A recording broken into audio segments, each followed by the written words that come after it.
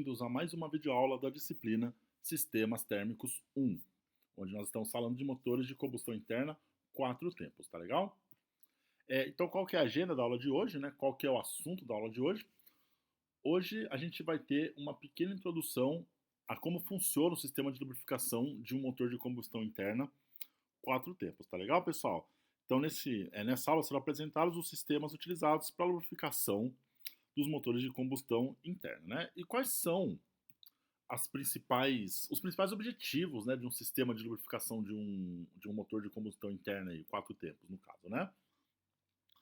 É diminuir o atrito entre as peças com movimento relativo, impedir o contato direto entre essas peças e o consequente desgaste, né, que isso gera, resfriar também as peças lubrificadas, auxiliar na vedação entre pistões, cilindros e anéis, proteger contra a corrosão e a ferrugem, limpar e facilitar a eliminação de produtos indesejáveis, então ele também atua como um produto de limpeza, né, o óleo, e também evitar a formação de espuma, tá legal? E aqui nessa figura aqui, ó, temos os principais componentes ali do motor que necessitam de lubrificação, né? Então a gente tem aqui as válvulas, o pistão, os tuchos, as hastes aqui, né? Quando eu tenho um comando que é valetado, tá legal? O comando de válvulas ele também precisa de lubrificação, as engrenagens de acionamento, tá legal? Então esses são alguns dos exemplos de componentes do motor que estão sempre em movimento ali, né? Que precisam ser constantemente lubrificados, tá legal, pessoal? Tranquilinho? Então, a gente vai ver o principal tipo de sistema de lubrificação para esses motores, tá? Não é o único, mas é o principal, que é o sistema de lubrificação sob pressão ou forçada, tá legal? Então, como eu já disse, é o sistema mais utilizado nos motores atuais. Ele conta com uma bomba, né, uma bomba de óleo de deslocamento positivo, que envia uma vazão de óleo a uma determinada pressão através de orifícios a todos os componentes móveis do motor. Né, que não falei, bielas, eixo do comando de válvulas, engrenagens, tá? Para os pistões, para os mancais também, etc. Tá legal, pessoal? Além disso, também, as paredes dos cilindros, elas precisam ser lubrificadas, tá? E isso acontece pelo óleo que escapa dos mancais principais, tá legal, pessoal? Tranquilinho? Então aqui é um overview da cara geral desse sistema, né? Tem o filtro de óleo, a bomba de óleo. Aqui embaixo é o cárter, que a gente vai falar um pouquinho dele daqui a pouco. Por onde o óleo vem, né? Então o óleo sai daqui do cárter, vai para a bomba e depois é distribuído pro motor, tá legal, pessoal? A gente já vai falar também do cárter. Como eu falei, nesse caso desses motores, os motores mais convencionais, ele fica aqui embaixo, né? É um reservatório. Uma das funções do cárter é justamente o reservatório, armazenar o óleo, tá legal? Mas essa não é a única função dele. As principais funções do cárter são as seguintes. Como eu já falei, né? Armazenar o óleo, que vai lubrificar o motor. Só que também ele acalma o lubrificante, entre aspas, tá legal? Ele separa o ar, óleo e espuma do funcionamento ali durante o funcionamento do motor. Tá? Promove também troca de calor. Tá legal, pessoal? E também ele pode funcionar como elemento estrutural ali. Ele faz parte do bloco do motor, tá legal, pessoal? Então ele tem a ver com ruído, estrutura, esse tipo de coisa aí, tá legal? Quando eu falo, né, acalmar o lubrificante, é o que eu chamo, né, de papel de separador, né? Ele vai separar o ar, o óleo e a espuma, tá legal? Os dois tipos usuais de cárter empregados nos motores de combustão interna são o úmido e o seco, tá legal? Esse é o úmido, tá, pessoal? Esse é o úmido. O cárter aqui que vai na parte inferior do motor é o que a gente chama de cárter úmido. Aqui eu tenho uma outra fotinho dele aqui também, tá legal? O pescador aqui. Tá legal, pessoal? O cárter úmido, ele é aplicado aos motores convencionais, sendo essa a versão mais utilizada, tá legal? Só que ele gera um inconveniente, que é o fato de aumentar a altura final dos motores, né? Lógico, porque ele está na parte inferior, então ele aumenta a altura final. E todo mundo aqui, vamos ser sinceros, já deu graças a Deus ao protetor de cárter, né? Aquele protetor de cárter que vai na parte de baixo, que vira e mexe, a gente raspa em lombada, em valetas, etc. No meu carro, raspa toda hora, é um saco. Graças a Deus que existe protetor de cárter, senão já tinha dado ruim já, com certeza. Tá legal, pessoal? Então, olha só. E tem também o cárter seco, tá? Que é aplicado aos motores horizontais, normalmente utilizados em ônibus e nos motores de competição. Tá legal, pessoal? E geralmente esses motores, eles trabalham com duas bombas. Mas não é o foco aqui, tá? O principal pra gente aqui é justamente o conceito do cárter úmido. Tá legal, pessoal? Um outro componente de extrema importância no sistema de lubrificação é a bomba de óleo, tá legal?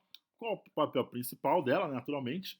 A bomba de óleo, ela promove a circulação do óleo lubrificante pressurizado através das galerias até as partes a serem lubrificadas. Aí é importante lembrar, tá, pessoal, que o óleo, além de ele ter a função de lubrificante, ele também contribui para o arrefecimento do motor, tá? Para a refrigeração, para o resfriamento do motor, tá legal, pessoal?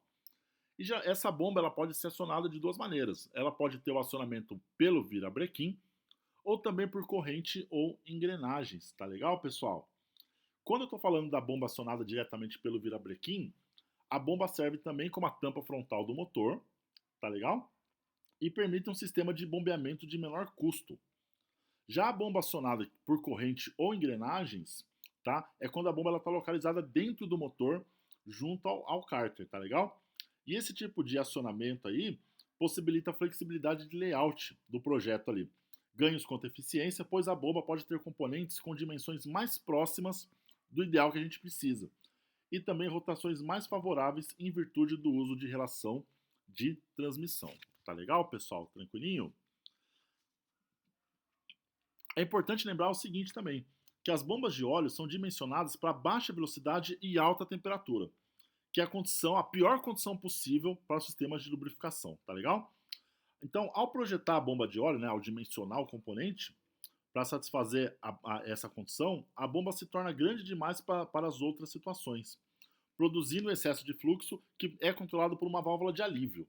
Tá legal, pessoal? Então, para que serve essa válvula de alívio? Ela atua para recircular o excesso de fluxo no interior da bomba para manter a pressão constante no sistema de lubrificação, independente da velocidade do fluido ali. Tá legal? Mantendo a sustentação hidrodinâmica dos mancais para todas as cargas e rotações do motor. E isso também assegura a lubrificação ao longo da vida do motor, né? Quando as folgas entre os componentes, elas vão aumentando, né? Então isso também ajuda na preservação do componente, tá legal, pessoal? Tranquilinho? Então, quais são pra gente aqui os principais tipos de bomba de óleo, tá legal? Eu posso ter aqui as bombas de engrenamento externo, que são as de dente reto, tá legal? Essas aqui, assim, com essa cara aqui, tá? Eu posso ter a bomba de lóbulos, que é essa aqui, com essa carinha aqui, tá legal? E também a de engrenamento interno crescente, que tem essa carinha aqui, tá legal, pessoal? Normalmente são utilizados sistemas de bombeamento por lóbulos, engrenamento interno crescente, tá? É essa e essa aqui, tá? Em bombas que são acionadas diretamente pelo virabrequim, tá legal? E sistemas de bombeamento por engrenamento externo, que são as de dentes retos aqui, ó, em bombas acionadas por elementos de transmissão, né, que são as correntes ou engrenagens. Tá legal, pessoal? Tranquilinho? Então esses são os três principais tipos de bombas pra gente aqui. As bombulas. Bomba de lóbulos, de dentes retos aqui, tá legal? Opa, dente reto aqui, a dente reta aqui, tá legal? E a de engrenamento interno crescente, tá legal, pessoal? É importante, né, quando a gente fala do dimensionamento da bomba de óleo, além da gente saber especificar o tipo da bomba, né, é que a gente deve prever as seguintes vazões para o lubrificante. Tá? Aquela que é fornecida aos mancais do virabrequim, que deve ser 50 a 70% da vazão da bomba, tá? Quanto é descarregado através da válvula reguladora de pressão, quanto retorna do filtro para o cárter, tá? Quanto é fornecido ao comando de válvulas, tá legal? Etc. Então são algumas, como é que eu posso dizer? Alguns pontos a serem sempre observados, tá legal, pessoal? Tranquilinho? E aqui também temos os filtros de óleo, tá legal? Que vão ali, aonde, né? Cadê? Achei, tá aqui embaixo, né? O filtro de óleo ele vai aqui acoplado à bomba, tá legal, pessoal? Opa, cadê? Ah, cheguei. Tá legal, pessoal? Então, qual o principal papel do filtro de óleo, né? Os filtros eles devem reter os contaminantes do óleo lubrificante, elementos da combustão, partículas resultantes do atrito da superfície, além de apresentar elevada eficiência na retenção de partículas. Então, naturalmente, ele é um elemento de limpeza, né? Tá?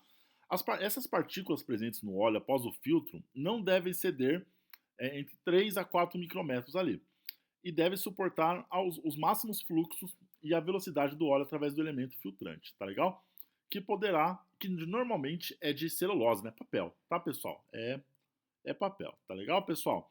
E deve apresentar resistência a picos de pressão, resistência nas partidas a frio, resistências química e térmica, ter dimensões adequadas ao espaço disponível, além de estar dimensionado também para os intervalos de troca de óleo lubrificante previstos para o motor, né? Então isso depende, aí varia de motor para motor, tá legal? Então, pessoal, o elemento filtrante mais comum, que é esse carinha aqui é o filtro completo, né? O conjunto completo. Mas esse carinha aqui que é o filtro, né? O filtro de celulose e o filtro de papel. Tá legal, pessoal? Esses filtros, eles podem possibilitar troca ali na ordem da casa dos 30 mil quilômetros, né? Geralmente a gente vê os carros de rua aí, em condições normais, 10 mil quilômetros, né? Só que tem filtros que podem ir até 30 mil quilômetros, tá legal? E no papel aí são adicionadas fibras que aumentam a capacidade de retenção, tá legal? Então, quais são as outras principais características de um elemento filtrante aí, tá? Ele tem que ter a máxima capacidade de retenção de partículas, elevada resistência à ruptura por fragilização, elevada resistência à deformação e também a menor perda de carga possível durante a partida a frio. Tá legal, pessoal? Tranquilinho? Então aqui, para fechar, eu tenho um esquema de um filtro, né? Então aqui tenho... Aqui essa parte azul é a carcaça dele, tá legal, pessoal? E aqui dentro é o elemento filtrante em si. Tá legal, pessoal? Tranquilinho? Essa parte aqui, ó, essa parte é onde vai encaixado ali na bomba. Na bomba aqui eu tenho que ter naturalmente, né, um anelzinho de vedação para evitar vazamentos. Tá legal, pessoal?